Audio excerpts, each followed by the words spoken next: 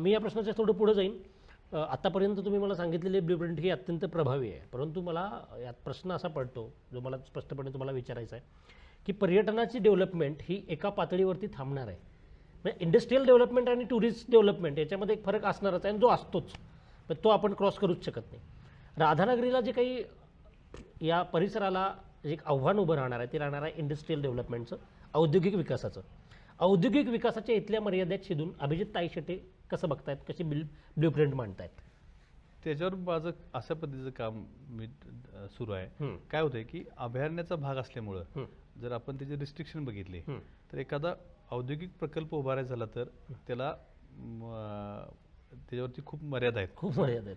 मग त्याला पर्यावरणपूरक आणि इथल्या लोकांना रोजगार मिळेल किंवा इथल्या लोकांना त्याचा उपयोग होईल. म्हणजे समजा शेतीवर आधारित एखादा प्रकल्प करायचा झाला किंवा अजून कुठल्या एखाद्या प्रॉडक्टवर आधारित समजा जर करायचा झाला तर आता अभयारण्याच्या परिसरामध्ये तर काय आपण हे निर्माण होऊ शकत नाही राधानगरीपर्यंत, परंतु पुढच्या बाजूला आमचे खिंडेवरडीसारखा भाग आहे किंवा ही गुडाळ खिंडेवरडी हा जो परिसर आहे वरच्या बाजूचा, त्या ठिकाणी समजा एखादा प्रकल्प भविष्यामध्ये काय उभा करता आला की ज्याचा उपयोग स्थानिक लोकांना मग तिथल्या परिसरामधल्या तरुणांना रोजगारासाठी काही तिथं संधी निर्माण झाल्या तर तो भविष्यामध्ये, आता आज प्रश्न आहे की कुठल्या प्रॉडक्टवर काम करायचं किंवा कुठल्या गोष्टीवर काम करायचं, परंतु आमचा त्याच्यावर हे सुरू आहे की बाबा एखादा प्रकल्प जो सुरू केला चांगला चालला तो भविष्यकालीन दीर्घकालीन त्याचा लोकांना रोजगारासाठी त्याचा उपयोग झाला, अशा पद्धतीचं आम्हाला भविष्यात त्यामध्ये काम करायचं आहे.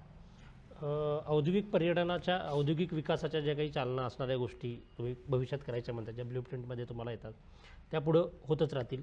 त्याच्या पुढं मला एक प्रश्न तुम्हाला विचारायचा आहे की या कुठल्याही भौगोलिक क्षेत्रामध्ये लोकांची मानसिकता एक ठरलेली असते.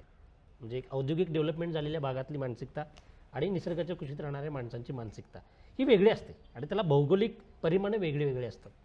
या परिसरामध्ये राहणारा माणूस हा कष्टाळू आहे, भावनिक आहे, जिद्दी आहे आणि सगळ्यात महत्त्वाचं म्हणजे कष्टाविषयीची त्याची जाणीव ही अत्यंत तीव्र स्वरूपाची आहे. तो निसर्गाच्या कुशीत वाढलेला आहे, निसर्गाबद्दलचं त्याचं प्रेम आहे. त्या माणसाची औद्योगिकता किंवा उद्योजक म्हणून बघण्याची किंवा स्वतःला पाहण्याची मानसिकता नेमकी काय आहे हे तुम्ही जवळून बघितलेली आहे, ती काय आहे नेमकी? आता सध्या काय झालंय की इथं औद्योगिकरणाला मर्यादाच आहेत, इथं करण्याला काही हे नाही.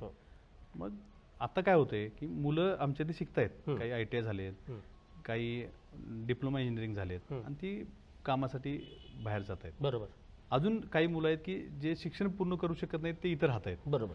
मग त्यांना पहिल्यांदा एक प्रवाहात आणणं, त्यांना योग्य शिक्षण देणं आणि त्याच्यावरती काम करणं.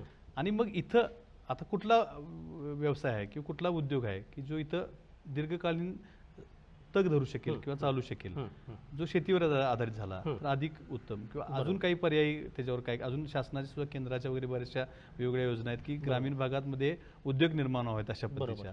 त्या अनुसरून इथल्या लोकांच्या मानसिकतेला तुम्ही म्हणताय ते अगदी सत्य योग्य आहे. इथले लोक खूप कष्टाळू आहेत आणि इथल्या लोकांच्यात खूप चांगल्या पद्धतीचे गुण आहेत की जेणेकरून आता आम्ही पर्यटनाच्या बाबतीत सुद्धा सुरुवातीला आम्ही खूप निगेटिव्ह होतो, आम्ही म्हणजे लोक होते ह्यातून काय फार साध्य होणार नाही असं वाटत होतं. पण आता अगदी गैबीपासून जर दाजीपूर बघितलं तर 100हून अधिक हॉटेल रेस्टॉरंट सुरू झाले आणि ते सगळे चांगल्या पद्धतीने चालत आहेत.